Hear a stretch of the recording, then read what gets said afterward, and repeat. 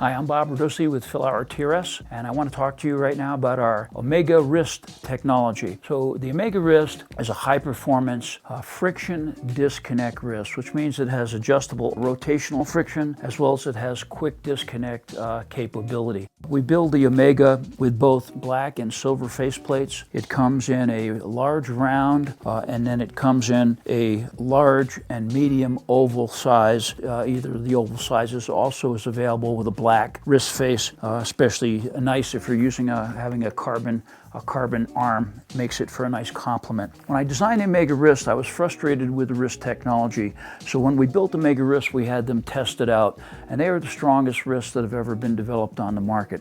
So how do they work? Right here I've got a small button, not a large lever. I press that button open and it allows me to take the terminal device right off. This is the only wrist really that's made that locks open completely. You don't have to fight getting the terminal device back and forth inside. I can insert this terminal device and lock it, or in fact I can leave it locked and I can just insert the terminal device and it will lock in place. So you can insert and get the device installed in both the two ways. Inside the wrist, rather than using a bayonet type of mounting system, which is typical for most disconnect wrists, we've got a very high performance wire form. That wire form grasps a groove on the insert itself. It engages the insert from both sides. So we're capturing over 50% of the circumference of the insert. It results in a mounting system that is very, very stable. It's not going to wobble. It's not going to wear out on you nearly as fast. We have a gear head here, basically an insert gear head, and on the back of the insert itself has a gear tooth system. If I want to adjust the amount of rotational friction on this device, I simply engage the device in and I tighten it up.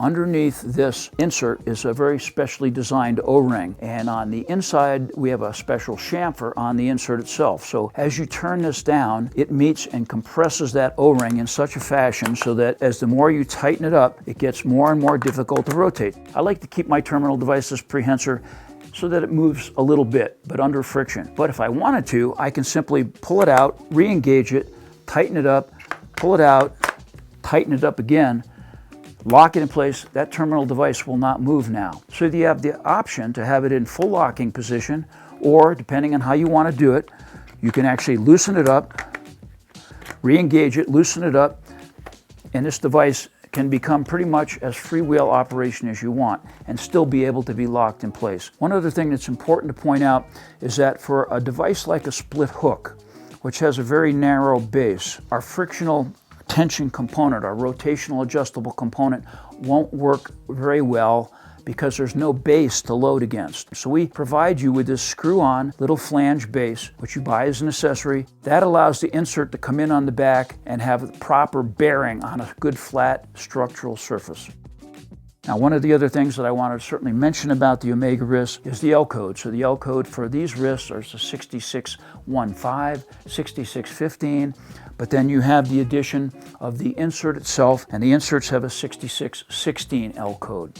So you have L code for not only the wrist, but for the insert. 6615 for the wrist and 6616 for the insert.